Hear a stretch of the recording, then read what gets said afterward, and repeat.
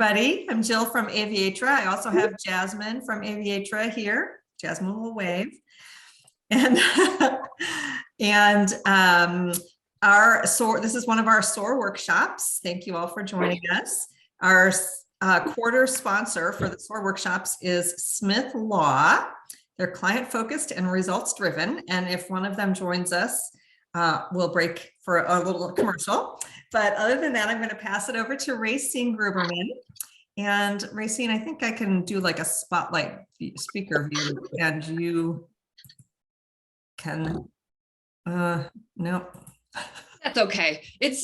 You're not going to be looking at me for long anyways, because I'm going to be sharing my screen. So, Okay, thanks. But thank you all for joining us today. My name is Racine Gruberman, and I am fairly new to the Covington area. So I just moved here with my partner and our two cats from Chicago. So we've been here since August and loving the area. Is everybody from the Cincinnati, Northern Kentucky area here? Nope. I grew up in Minnesota, but I've been here for 10 years now. Okay. I also live in Covington. Okay, cool. Yeah, so the area has just been fantastic, and it's been so fun to just kind of become part of the community. And there's so many resources here for small businesses, as you all probably are aware.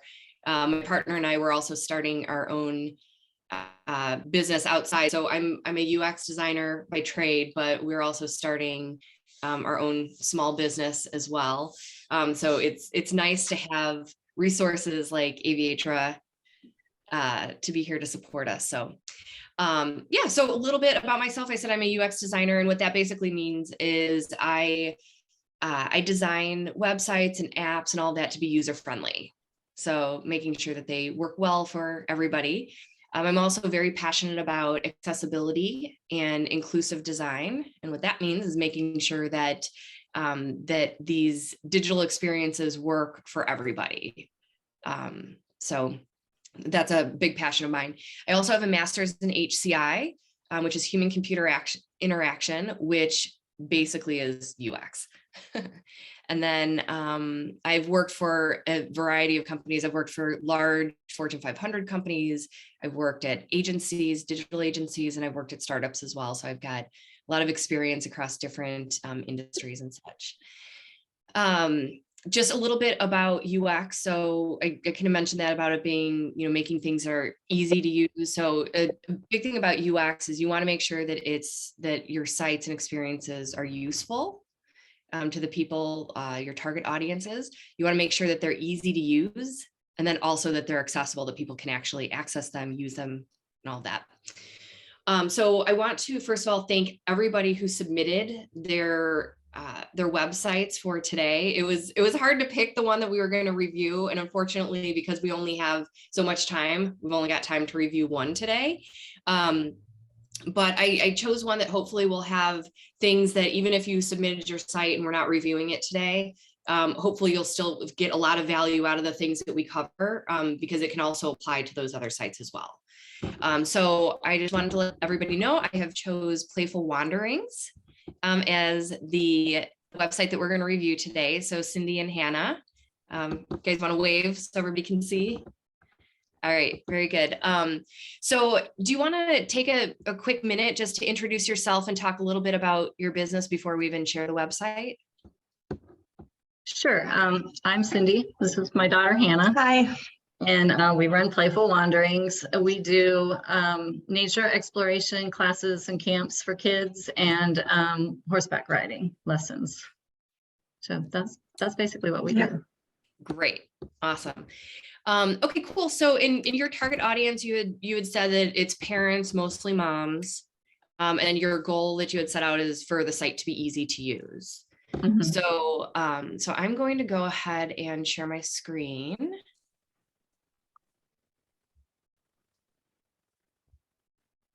Okay, can you all see? All right, very good. All right, let me. Okay. All right, so here we go. So this is Playful Wanderings. Feel free, and we're going to be recording this, so we'll be able to share it out afterwards, but also feel free to take notes throughout. And also feel free to stop me and ask me any questions along the way. Because I want to make sure that we're all learning from this. And, if you've got questions related to your own site or something, feel free to just pop in and ask those questions along the way. So Racine, I'm so sorry. I just wanted to interrupt. Our sponsor, Shannon Smith, is just joining us. And so I would love for her to just greet everybody and then pop back into your review. Is that okay? Perfect. Okay. Thank you. Shannon, are you there? Yes, I am here. Thank you. Hi, thanks for joining us. Of course, not a problem at all. So do you want to tell us a little bit about your practice? Yeah, and I wasn't sure how much detail you wanted us to go into. I was going to kind of give a overview of kind of our practice areas and how we operate, and run through some considerations that they should have, or should I keep it higher level than that? What works for you? How long can you stay? Probably 10, 15 minutes, 20 maybe. Okay. Why don't you give us the higher level? Okay. And then I'll follow up with everybody with your contact information. Is that good? That's perfect. Okay. That works. Thank you. course. Racine, can you stop sharing for just a second and we'll highlight Shannon? Thank you. There you are. Shannon, you're it. Yay. Hey, everyone. And first, I wanted to thank you for your time. I met some of you the other evening. My name is Shannon Smith. I own Smith Law around the corner in Covington. I think I've got Shelby on here with me. She's another business law attorney in my office. And I just wanted to give you a very big picture of the services that we provide. And just a little bit more in the business law arena, but we do everything from family law, estate planning, probate, civil litigation, trademark work in the liquor law, criminal realm. We kind of do it all, but what Shelby and I focus on specifically is the business law arena. And whenever you're starting the business, there's a lot of considerations. And what I'd like to share is kind of A to Z what we do. We operate in two different ways. Some people come to us and they'll just want one thing done, like they want a lease reviewed, or they just want to come to us and they want us to help them A to Z, start their business, be their teammate throughout the business, and be a sounding board. And that's kind of what we do. So from, business creation, we'll help you select a name, form, get all your paperwork together. And then once you are created, we do operating agreements, handbooks, employee agreements, anything that you need. I think you guys might be talking about websites. If you're looking for some terms and conditions, you may need those depending upon what you're doing. And then one of the big things that I'd encourage everyone is just something that I've seen lately is with lease agreements and people doing build outs and things like that. Make sure that you get that looked at by a lawyer or someone that knows what they're doing, because I've seen a lot of difficulties with folks that are starting somewhere new and they're getting something white box ready. Who pays for what sort of thing is pretty important. And the other piece that I was going to touch on that we do is intellectual property. And Shelby, did you just want to do a quick big picture of the intellectual property piece? Yeah, sorry, unmute there for a second. Sure. So when we talk about intellectual property, we're talking about a couple different things, typically trademarks or copyrights. Trademarks is going to cover all of your business essentials, your business name, your product name, your logos, and your slogans. Copyrights, on the other hand, are going to cover any kind of artwork that you might have, such as if you are a writer, if you write books, if you write plays, songs, as well as photographs and portraits, paintings, that type of thing is all covered by copyright. Trademark is something that we focus on a little bit more in these presentations. When we discuss trademarks, we're really talking about protecting your brand and your marketing. So, we have clients come to us and say, when is the right time to get our trademark taken care of? And our answer is always as soon as possible. We want to make sure that you get those rights taken care of right away, that nobody else has a similar similar name trademark to yours, to the point that if you do decide to trademark your name, that you would have to change your name. That's something that we've run into a couple of times. Unfortunately, clients have come to us who have built a really successful business over the course of 3 years, 5 years, 10 years, and have said, I'm ready to trademark my name. I have the resources to do this now. Can you help us? And of course, we always say yes, absolutely. But then the first step when we do those trademarking is that we run a conflict check to see if there are any other companies that might have a similar name to yours. And if there is, then you might have to, reassess your brand, reassess how you market yourself, and what name you choose to go with ultimately. So that's something you definitely want to get ahead of in the beginning rather than wait too long. That's pretty much it. Awesome. And I'll just add a couple other things that I mentioned last time that we talked with you all. The cool thing about this team is, one, the firm is 100% woman owned. So all the nuances that you face as a female business owner, I've probably dealt with it, which can be really helpful, not just from a legal perspective, but just as a woman dealing with crap. We do have a tailored approach. We don't operate in a vacuum. We prefer to have an ongoing relationship with folks, so we can always keep a pulse check and help out however we can. So that's all. That's super big picture of us and what we offer. Thank you so much, both of you. And for everybody, we're going to welcome them, of course, back for the February workshops too, but the March workshops are actually going to be built around their practice and all of the, Shannon's like, oh, okay. And all of the services. And so if you have specific legal questions, they'll be available during the March workshops. So we hope to see you for those as well. And thank you both, Shannon and Shelby. Thank you. Thank you all. Have a good one. Thank you. Racine, my friend, take it away. All right. I'm going to share my screen again. Can you all see? Yes. All right, excellent.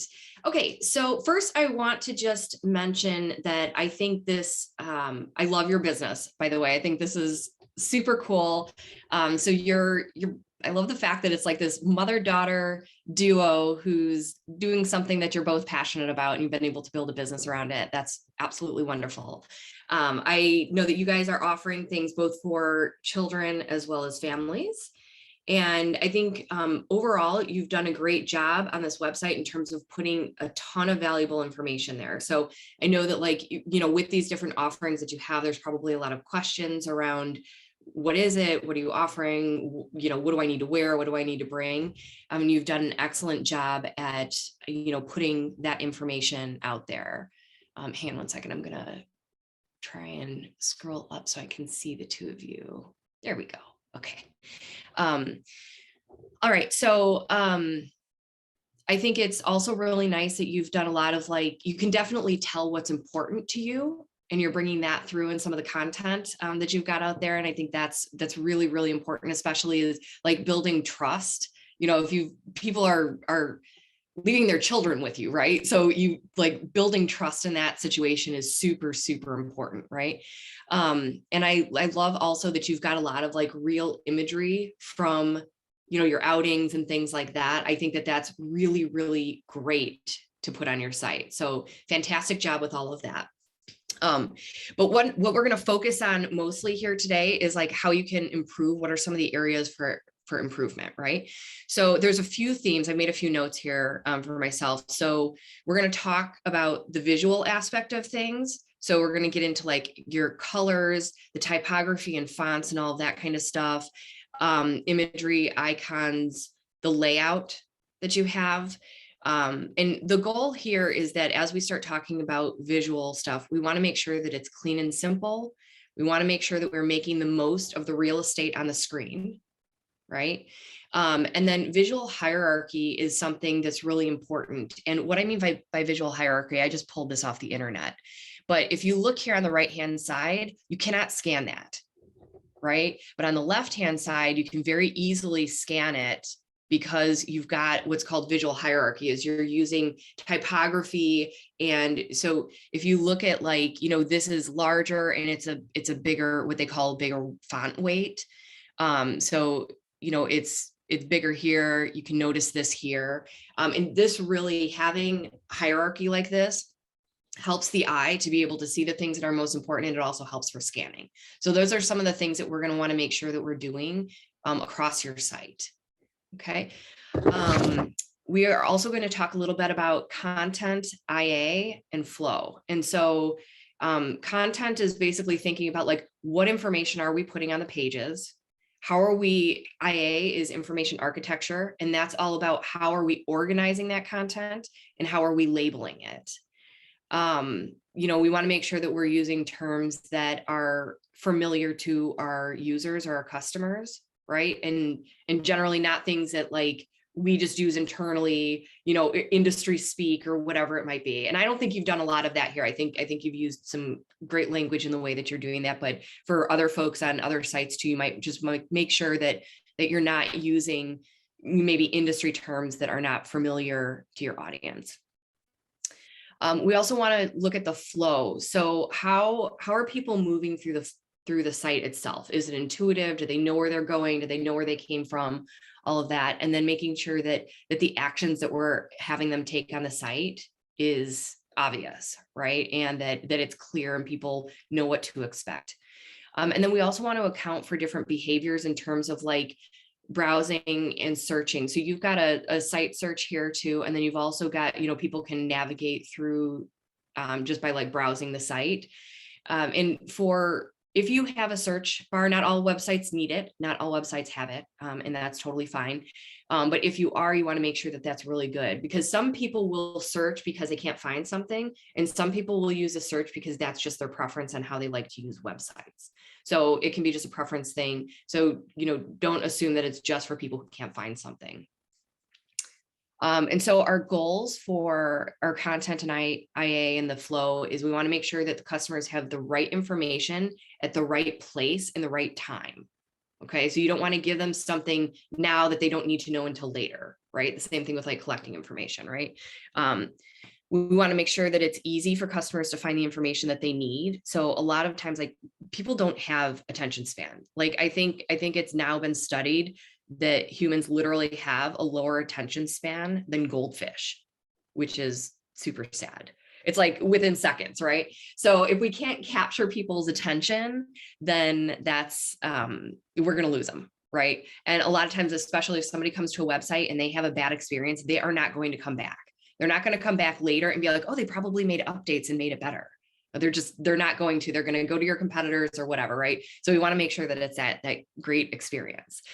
We want to make sure that the information makes sense. So this is why it's also good to show a lot of different people, you know, ask what questions they might have, because it might make sense to you and maybe it doesn't then make sense to somebody else, or they're going to have questions that you hadn't thought of. And so think of it a little bit like when we're talking about content, we kind of want to have it like Goldilocks, right? You don't want to have too little, you don't want to have too much, you want to have just the right amount of information. Okay, so that's the second kind of area, is the content and flow. And then the last area that we're going to talk about are just some general best practices in terms of, we want to use industry standards. A lot of people want to do something a little bit different to be cool or to stand out. In some industries and in some cases that is great. But in most cases, it's probably not. You want to make sure that you're using standards that, you know, that are across websites, because that makes it easy to use and that helps people. You know, we've kind of been taught by the internet how to use websites, right? And so if you go off and you use some different standards, then that can end up being a problem. We want to make sure that it's easy to use, that we're using consistency. So you don't want to have it, you go to a different page and it like feels different, or we're doing things differently. And then we want it to be accessible to everybody, as I mentioned, and then also responsive. So we want to make sure that it works well on different screen sizes and on mobile, desktop, you know, tablets and all of that kind of stuff. And then at the end of the day, we want to make sure that it's all based in customer needs, right? So as I go through and talk about the site itself, I'm going to be talking back and say, oh, this is about a best practice. This is about the content, right? So I'll go page by page on here. But ultimately, we want to make sure that it's based on our customer needs. So Cindy and Hannah, so can you talk a little bit just for a minute, like who are your customers? Go ahead. Okay. Basically, they are families with children. That is our customer. So, a mom. Most of our customers are in their 30s or 40s because they have children, and they're looking for educational resources for their kids, or just fun for their kids, fun experiences for their kids. Okay, cool. And then what would you say are the most important things that you want the customers to do when they're on their site? And, for everybody else out there, this is something important to think about. And it could be that they need to learn something, you want them to buy something, you want them to sign up for something or pay or share something, right? So any of these things, you probably have more than one thing, and that's absolutely fine. But we want to make sure that we're identifying what are those most important things up front. So what would you say are some of the most important things? So I would say that one, for people that haven't done a program with us, to register for a program. And for families that are already registered and do programs with us, to be able to find information about like how to dress my kids and things like that, so that they're prepared when they come, and we don't have kids in flip-flops. Okay. Great. And also we just want to introduce ourselves because, like you said, people are leaving their kids with us. So we want them to know something about us. I think our number one goal is to get people to register for programs, but then we want to have all that other backup information around so that if they want it, they can find it. Okay. Okay, cool. That's great. All right, so let's dive in. So the first thing that we notice here is just in general is going to be like your color palette, right? So I really like how you've chosen, greens and browns. It's very, very tied to nature, right? Which is that why you chose those colors? Yes. Okay. And I think that makes a ton of sense for this, but also the other thing that we want to look at when we start picking colors for our site is, are they really working well together? And the tones that we have here, one of the things is that together, these colors, they're so different types of tones. Some can be like very bright colors, some can be, a little duller, right? These together are feeling a little bit muddy. Okay. And so when you have like this particular color palette, it's making the site look a little bit dated. And I think that you can probably just changing the colors. And this is interesting because it reminds me, I had a color in my bathroom that was very similar to this. And I saw it in my friend's house. And I was like, what is that color? I love it. And then I put it in our bathroom and I used a different color next to it and it looked super muddy. And then but in her house, it looked bright and clean. And it was because of the colors that it's up against. So I would suggest, maybe taking another look at your color palette and making sure that you're, you want it to be earthy, but you don't want it to feel muddy, even though you're like out in the mud with the kids, right? But you still want the site to be like fresh and all of that. So I would suggest taking a look at your colors. The other thing too is if you look here, you've got a lot of different colors going on. So this is a different green than this. This is a different brown than these. You've got this blue. It's a different color blue when you're hovering. You've got a lot of colors that are coming in with the images that you've got. And then you've got icons that are kind of feeling different in color again. And so it starts looking less cohesive. You want to kind of pick a color palette and stay with it. It's okay to have like colors coming through from imagery, but a lot of times you want to use color sometimes in some ways sparingly, right? So it's kind of like you're using that color as like pops and things like that versus all over. So that would be one thing. Another thing here that I would suggest is, so you've got your logo is down here. So typically you want to have your logo as like up on the top. So like right here, I'm guessing that your Facebook and your Instagram, that's probably not the most important thing that you want people to see, right? I mean, right? And it's the first thing that you see, because especially in languages like English that we read left to right, top to bottom, that's where your eyes go. So the first thing I'm seeing is Facebook and Instagram and search. The first thing I should see is your website name, right? Your logo. The other thing too is that having your logo clickable back to your homepage is a standard. So you want to make sure that it's up here and that people can click it to go back home. Because in some cases, and I've noticed like in one of your pages here, think it's like when you're registering, you can't get back to home without using your back button, right? And so you kind of like, you lose your navigation and all of that. You want to make sure that your navigation sticks the whole time. So I would suggest moving your logo up, maybe moving some of these things over to the right. And I would also suggest moving your actual navigation up. So pick one where the navigation is up at the top, because if you look at your real estate, if I start clicking to other pages, half of your website that's shown is just the top of your website. So you're missing a ton of real estate there by not having that stuff up at the top. Okay. I think this is also really great how you've got this kind of what you're about, but also this, when I read this, I think it's just about kids, but you have family stuff that you're offering, right?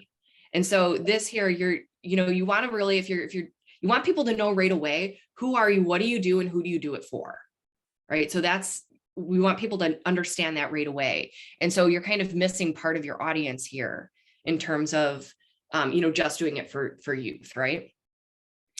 Up here on the right top, you don't need the word contact us. So in general, don't put extra words in things. Like, people will know if you've got a phone number out there, they're going to know that that's about contacting you, right? So it's kind of just like extra words that you don't need. So let's keep some of those out of there. With your button color here, I don't think that this is accessible. I didn't do a check on it, but this white on that light blue is probably going to be very difficult for some people who might have color blindness, or it also, when we think about accessibility, it could be for somebody who maybe has like visual impairments or something like that, but it also could be if somebody is looking at this on their phone out in the sun, they don't see it as much, or if they're using an old monitor that doesn't have great coloring on it. So there's a lot of things like that. So you want to make sure that you're using enough of contrast, especially on something like your buttons, where you really want those, we call those CTAs, or calls to action. You want to make sure that people can read them. I think it's great though that you're saying register for programs. That's fantastic, because you're being very specific about what it is, and that's, as you said, that's the thing that you want people to do the most, and you've done that with calling it out. The other thing about having your navigation down here is, first of all, you've got, this one has more kind of detail within it, but the rest of them do not, right? So we want to be a little bit more consistent in terms of like, are you going to have ones that have drop downs with more information, or is it going to just be a button to take you to the right stuff? So this kind of goes back to like how we're going to organize the content. And I think in general on your site, as we'll get into, I think you would benefit from kind of taking a step back and reorganizing a lot of your content, because there's a lot of like kind of pushing people around to different places for information versus having it in one place, or having it organized in a way that's going to kind of take them down the path.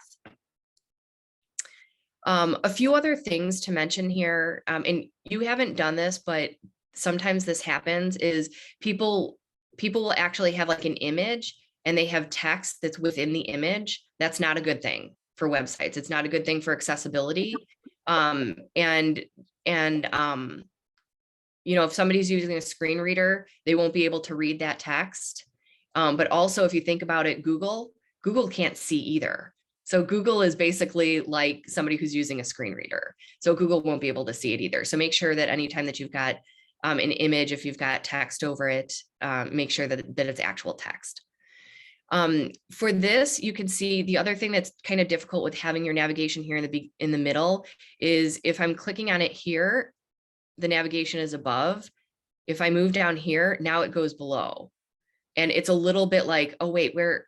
So it looks like it's starting from here, but if I look at it above, the one that's, contact us is the one that's right next to it, right? So you might so it's like a little bit, oh, what's the word? I can't think of it, but like it makes me have to think more than I want to think, right?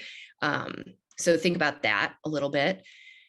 All right, so as we go down here, again, I love the real pictures that you're using. You've got some great information here, but if you're underlining things, this is a standard that we use for links. So it makes me want to click those. So I know that you're probably using this to highlight something that's really important. You can do that more with text, you know, like figuring out like your fonts and your font weight and stuff like that to really bring, you know, focus to that without underlining it. So I would use just reserve underlining just for links. Another thing too is that what you've done throughout your site is you basically are doing center justified, meaning that everything's centered. And if you look at here, everything is centered, right?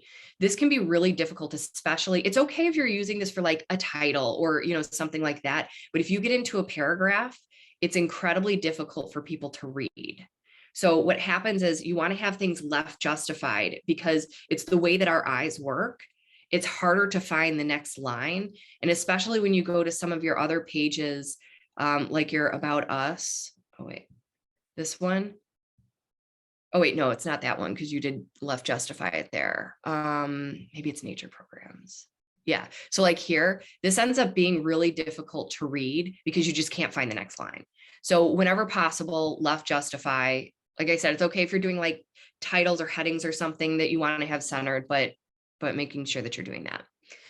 In terms of content, so I think this, you know, in a chaotic world, it creates space for youth. And then we say looking for other options for your child. My first thought was, well, what options have you already shown me? So like, think about like the terms that you're using and the wording that you're using is making sure that like it's kind of telling a story. And I don't think we're necessarily telling a story here yet, right?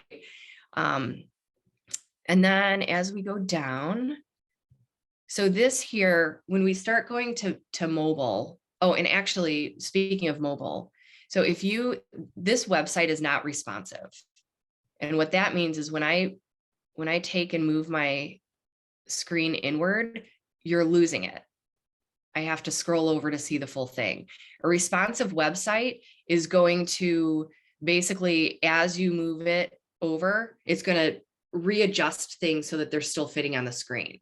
So what you've got is adaptive site, which means if I go to mobile, I'll see it on mobile, right? And it's kind of adapted for a mobile screen, but it's not responding to the time. And so I would say when possible, use sites and themes that are responsive. That's going to be a better user experience because people have all different types of screen sizes. And that's not something that's going to be easy to do. And one of the things that I think you're using Wix for this site. Honestly, in my opinion, there's no like wrong or right one to use. There's pros and cons to all of them. But when I was doing my own website, I was looking at Wix and I was having a hard time finding a theme through Wix that was responsive. And so I ended up finding some through Squarespace. So I'm not suggesting that you should move off of Wix. You might be able to find some other ones. And you can also look to find out, like, you know, in your analytics to see, are most people coming in through mobile or desktop or anything like that. Okay, so as we go down here, the other thing too is I see that you're like, you know, you continue to put the register for programs because you want people to do that, but also we want to make sure that we're prioritizing and not doing, you know, a ton. Like right here, you've got these 4 CTAs. Which one do you really want me to do? Right. And it just because you're putting register for programs every single time, it doesn't mean that somebody's going to like that you need it that many times, right? And if you're telling a really good story here, then you know you only need it in the places where it fully makes sense, not just like every place along the way. Here, what I would say is if you look at this on mobile, this text ends up getting really, really small and very difficult to read. And in general on mobile too, I would look at the way the actual layout doesn't work as well on mobile. So in a lot of these things, you actually can go in to like a mobile view in Wix or Squarespace or something like that and take a look at how things are laid out. And sometimes you might want to change the order of things. Like on your mobile website, this register up here, or this register like shows up kind of up here in the corner. So the things kind of start moving around. So you want to make sure that you're looking at mobile as well. And I think here, like, here's a good example when you're using text over images, that can actually be really hard. Like this, you can barely read it because it's overlapping with this. So you want to be really careful if you are putting text over imagery, that people can read it. Right. And so there might be better ways to show some of these benefits than the way that we've got this laid out here, because it's looking a little bit chaotic, right? As we go down here too, when we think about like different sort of, they will call them primary, secondary, tertiary CTAs, we want to make sure that we're kind of prioritizing a hierarchy of what we want people to do. So like the learn more about these, it might be nice, for example, if you're going to show, like, first of all, you might want to move this up higher on the page to show like, this is what you guys are doing. This is what you're offering. And you might want to explain, maybe put a little like description that people can see, like, what are the youth programs? What are the family programs? What about horses? And the thing is, like, you're talking about programs and then horses, like, are you selling horses? That's not clear, right? So it's like, you know, maybe it's like horseback riding or, you know, something like that, being clear with the language that you're using. And then maybe for the learn more, maybe you do just like a link, right? So like small text that has a line under it that you can click for them to learn more. So, because then you're really prioritizing what you want them to register versus what you want them to go learn more about. I think these are really, really adorable. But I think also, like, when you start looking at your imagery, one of the things you want to do is start being a little bit consistent. So like the feel of this image compared to the feel of this image compared to these like more what we might call lifestyle images, and then you're using these, it's feeling a little bit disjointed. So you want to make sure that it's kind of got a consistent feel to it. And also, if you can, with your imagery too, like some of these have different kind of color tones and stuff like that. The more you can get imagery that feels very cohesive, will help as well. This here, so you've got a lot of quotes throughout, so kind of like testimonials, which I think are fantastic, but you can't tell that it's a quote until you actually read it and figure it out. So a lot of times you'll see they'll actually put quotes around it, or sometimes you'll see where you'll just have like, they'll just use like the first two quotes, maybe bigger here. And then you kind of know, okay, this is a quote from somebody. So again, as you're scanning, people don't read. They don't read. So unless you really, really want to know something, you're not going to read, you're going to scan. And so something like that is kind of a visual indicator that, oh, this is a quote, this is a testimonial from somebody. Okay. And as we go down here, the other thing we want to do is you want to kind of look at how alignment is. So this is kind of all over the place in terms of like, this is up a little bit farther, this is down, it's not in line with this. So it ends up looking, again, a little bit chaotic. So you want to make sure that you're using, you know, in design, we actually have grids. So you could see that things are on the same lines this way and this way. So you want to try and get things as aligned as possible. The other thing too is I want to talk a little bit about spacing. So these are super close together. My guess is on mobile, they're going to be really, really close together, which if you think about, like, not everybody has dainty little fingers. So they literally will talk about it on a mobile, saying people will fat finger it. That's like an industry term where literally like you have a hard time clicking the right thing because your fingers are bigger than the buttons, or things are too close together. So, you know, I would probably spread these out a little bit more. It becomes a little bit hard to read. And in general too, like as we're scrolling up here, like especially here, this is really close. Like a lot of times people are scared of, like, they call it white space, right? Even if it's literally not white, but it's basically, you want to give some breathing room between some of these things, especially something like a call to action. You kind of want that to stand out, to stand alone. So don't feel like everything has to be like really next to everything. So like here, example, like this text in this so close to your heading there, you want to kind of like leave a little bit more room, leave some breathing space there. I'm going to stop for a second. How is this going? Is this helpful? Am I going too fast, too slow? Super helpful. Okay, cool. It's super helpful to me. Okay, cool. Really interesting. something to think about. So here's something over here too. Okay, so first of all, you may have seen that I signed up for your email this weekend. These were optional. I was able to sign up without doing a first and a last name. What I would ask is, why do you need somebody's first and last name here? Is there like a reason that you have that, or are you collecting that for something? I don't think there was a reason. I didn't know what I was doing, so I put it in there. Okay, that's totally cool. That's totally cool.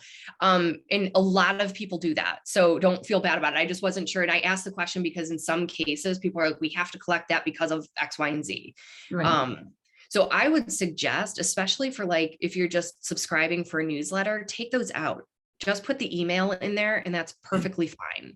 I just want to interject. I like to have a first name because then I can personalize the emails. And that's fine, but you probably don't need a last name, right? Okay. So if you do want the first name, then you can do a first name and an email. But generally with any sort of forms, the more fields you have, the less likely people are going to want to fill them out. So always only include the information that you really, really need. So I would at least take the last name out, but you're also fine with just the email address as well. The other thing here is that if I type something in here, you can barely see it. So this is an accessibility issue. So you're going to want that to be black, probably, or the dark brown or something like that. You want to make sure that people can read that because it's almost unreadable. So making sure that you've got that. The other thing too is especially if you're doing longer forms. So like if I do email.com, so there are ways, okay, so it's telling me right here, it's giving me a red thing around it. In general, if you're ever doing like an error or something like this or anything, be careful to just use a color. Because if some people have certain types of color blindness, they might not be able to see that. And the other thing too is that you should have an error message on here to say, we need a valid email, or like helping people kind of figure out what they did wrong is helpful on forms. Okay. All right, cool. Let's go to the next. So the other thing when we start talking about organizing some of this stuff, so you've got a lot of these things, like for example, on your About Us, you've got the waiver there. That's not really about you, right? So think about where are people going to expect to get some of the stuff. So maybe you might want to consider, if you start thinking about your customers so you basically have two different types of audiences, people who are brand new and people who are people who you have already signed up and all of that, and they're looking for information, right? So you want to make sure that you're catering to both of those. So if you think about, if I knew and I want to know how, like, I've got to fill out a waiver, I need to know what to wear, all of that kind of stuff. You could think about having something in your navigation for, I don't know the right wording for it, but basically, what you need to know, this is your preparation. This is, go to this about like, something like that, but maybe that's where you've got your waiver information and all of that kind of stuff, right? The other thing you've got kind of buried in here is bring a group.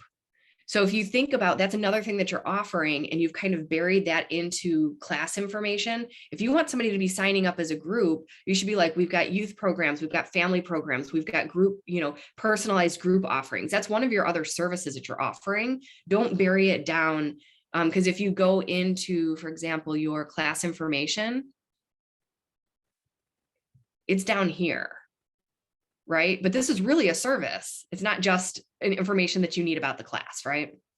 So I would probably think about reprioritizing or kind of like reorganizing and thinking, how can you put all the information together for people who are coming to a class versus how can you put the information together about people who want to sign up for something?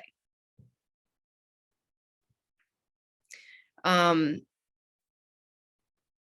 also love the fact that you are like a mother-daughter duo, I think is just amazing, but you haven't really said anything like that here. Right.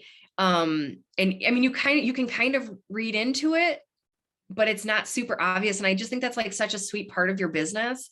Is it like, I would love to, you talk about like who we are. Like, we're a mother-daughter team who is passionate about this. And, you know, like, I think that would kind of be really nice. And then you can kind of go into what you're doing. I think this is great in terms of like building trust into like, why should people leave their kids with you? Why should they feel safe about that? I think you're doing a great job of explaining that. But also the other thing here is like, you know, you've kind of got like your titles here. But so does this mean you're a business manager? When I read that, I think you're going to be sitting in an office. Are you actually like out there with the kids? So, you know, that might be your business title, but, you know, maybe in that sense, maybe your titles aren't that important for this particular thing. Or maybe you need to have titles that are going to explain a little bit more as they're interacting. Like, I don't have kids, but if I was going to have kids, I would be more likely to know that, okay, they're going to be with both of you, not just that you're a business manager, right? Yeah. The other thing here too, is that I see we've got a lot of like all caps throughout the site. That's an accessibility thing as well. For some people who have dyslexia, it can be very difficult for them to read with all caps. And it depends on the font and all of that, right? But like for some people, this might just look like a big shape, like kind of just a big rectangle, and they won't be able to tell the different letters. So I would suggest avoiding all caps if you can on your site. Okay. Let's see, some other things. Oh, in some cases too, I remember one of the other things, I know you've got like down here, you've got the privacy policy, and it's taking me to another page, and we're opening up PDFs. Whenever possible, do not use PDFs on a site. Okay. It's not good for accessibility. You know, it's taking people off of your site. It's also taking like Google bots off your site, right? So you want to have them as actual like page copies. So I would create another page and I would copy that into the page. Okay. All right. Another thing that's happening is, you know, we've got these programs here. These are not accessible at all. You can barely read them. So again, be very careful about that. I think you could really help, you know, maybe in the way, because you've got a lot of stuff here, like you're kind of putting this stuff into like important information about the classes. You're kind of putting it into like paragraph form, whereas it probably would help to put it up here to be like, this is it. Here's how often they are. Here's how long they are, you know, and kind of have it and like, you know, use that hierarchy that I talked about to have like important class information and then maybe explain it below. But things like if you've got dates and times and things like that, that would be more helpful outside of the paragraph information. It helps with people scanning it.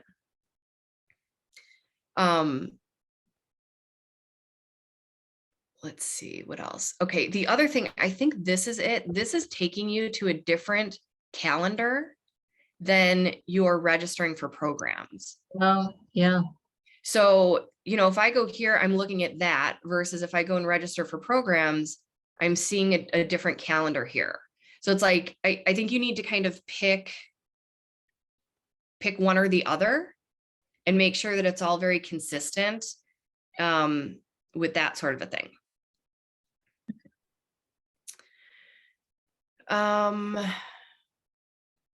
What else? Okay, so the other thing too is that, so I think here, where is this calendar? So that, right, so that calendar is now coming here, right? So it's like you're sending people to different places and it can kind of get a little bit confusing as to where you're at. And this is also happening to where you've got some things like groups, for example, this is going to take me to another page and it's going to scroll me down. Versus if I go back here and I click, wait, where was I?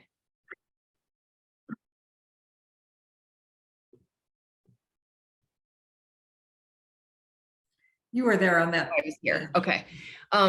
Versus something else like a waiver, this is taking me to a full page, right? So think about like, you know, if groups is important enough to pull out, maybe it needs its own page. Maybe you need to explain a little bit more about that.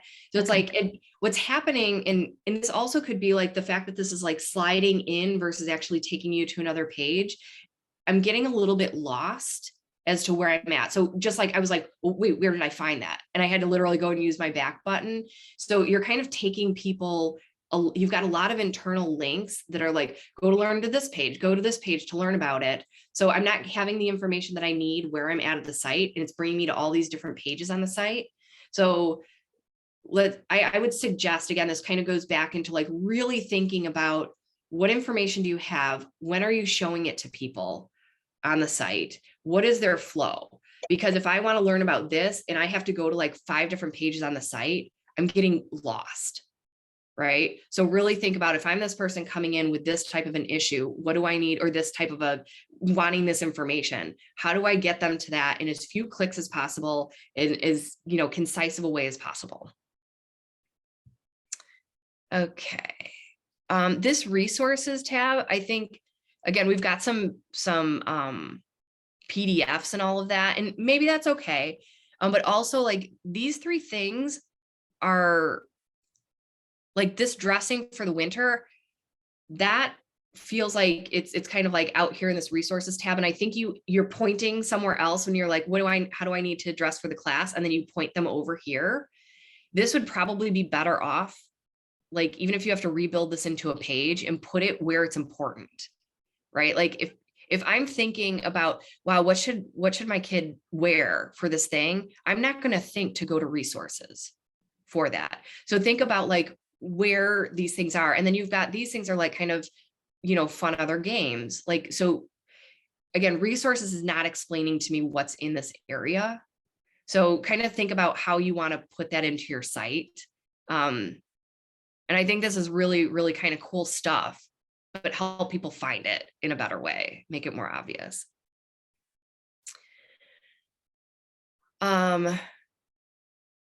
Your FAQs are good. Again, it's like really, really hard to read some of these. I think it's nice to have FAQs where you can. Make sure that you've also got a lot of that information, in the places where it's important as well. Don't just rely on FAQs. When you go into this register, so we're using different colors again, right? So you've got a gray background, you're using red. This is not very scannable. So we want to make sure that we're really laying things out so that they're more scannable. We're being consistent in terms of the coloring that we're using, the typography that we're using. So I would probably redo some of this layout. The other thing too is, as you're coming into here, it's not clear to me, like, what's the difference between drop-ins and events? Because what I found is that if I go in here and I click this, and now it's asking me to go for more information, the difference is that it's going to highlight this drop-in versus the camp. This is what I'm seeing. Is that? Yeah. This gets a little bit into our third-party provider. I don't have a lot of control over some of this. Okay, and that's fair. Some of that stuff, can be, sometimes if we've got third-party providers, we can't change that stuff. But yeah, I believe that, like, I can ask them to either set it for whatever those 3 different ones. They can set it to that it always pulls up the same one for whenever anybody, like, it should always pull up events when somebody goes to this calendar, and then they can click around, but it should always go to events first. Yeah. Okay. So yeah, I would say if you can't change it, you can't change it. But to me, it's a little bit confusing. Like, is it different things? Is it like, it almost feels like unnecessary. Mm-hmm. So that would be something. The other thing too, is that like where was it? You've got something here, like, for example, you've got gift cards. This is something that I didn't know that you could purchase anything on your site. So if you go here to your home, like, you should be, maybe you've got a link for gift cards, or something like that to show, because that's something that I'm not going to necessarily think to go into registering to go buy a gift card there. So that's Right. kind of like you've got that buried, but that's a moneymaker for you, right? So it's like pull that up and make that obvious. Like maybe that's even like on your navigation. The other thing too is I can't remember where I saw it, but there was actually like a login somewhere. So typically, you would have you've got this cart. Typically you would see that cart like up in your navigation. So then people know, oh, I can actually buy something off of this site. I can do something on the site. And a lot of times too, I can't remember where I found it. Which again, that's not good if I can't remember where I find some of these things, but there's no login. You have to search for the login. That should be like, up here on your top right to be like log in.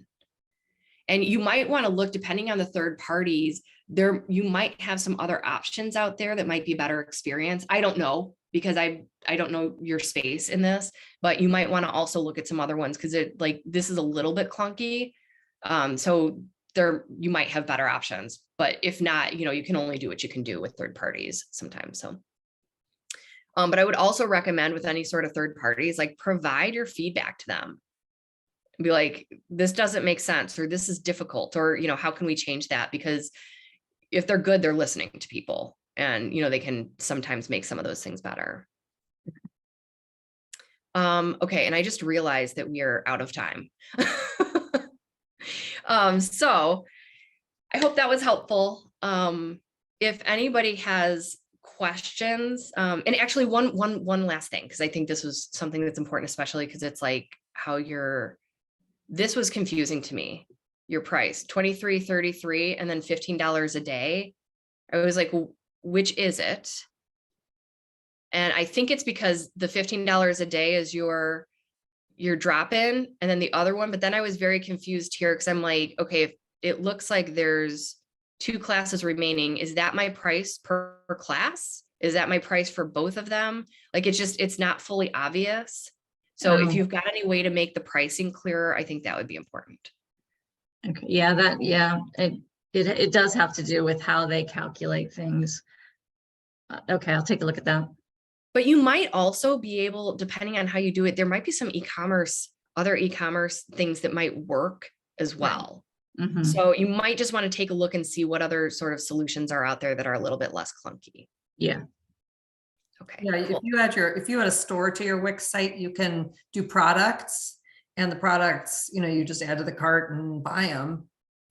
And also there's a bookings thing on Wix available too. It's like a thing that you add on, and then you can book similarly to your third party platform, it looks like to me.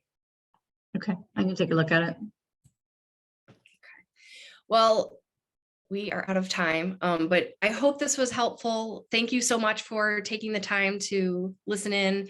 And then I think, Jill, you'll be sending out the recording, and you can send out my information. And can you say a little bit about how you offer this service?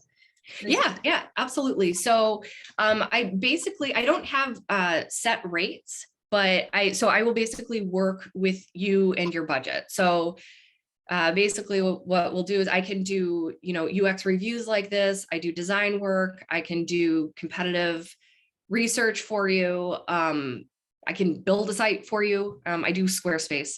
But yeah, so any of those different types of services, but typically we'll get together, have just an intro conversation, talk about what you're trying to get, like what are your goals, what's your budget, and then we'll figure out based on that what we can do. So I hope this was helpful. It was so interesting. Yeah, we're giving you claps. That was really, really wonderful, Racine. Thank you so much. Cindy and Hannah, thank you for being vulnerable and letting us get a look at the website from the pros view. And it is a beautiful site, and what you all do is so exciting. So I think the tweaks that she's talking about will really make a difference to make it appealing and easy to navigate, and just make your customers happy. Yes, thank you very much. Thank you. Really appreciate it. Absolutely. All right. Thanks, everybody. Thank you so much, everybody. Thank you. Thanks again, Racine. All right, And of bye-bye. course, keep keep engaged because we'll have all of next month's SOAR workshops as well. We'll be focusing our efforts on helping everyone with marketing. So Yes. more details to come on that. Thanks for talking about that, Jasmine. Yes, everybody's on our email list now, so you'll hear about everything we've got coming up. Thank you all again. Thank you. Bye.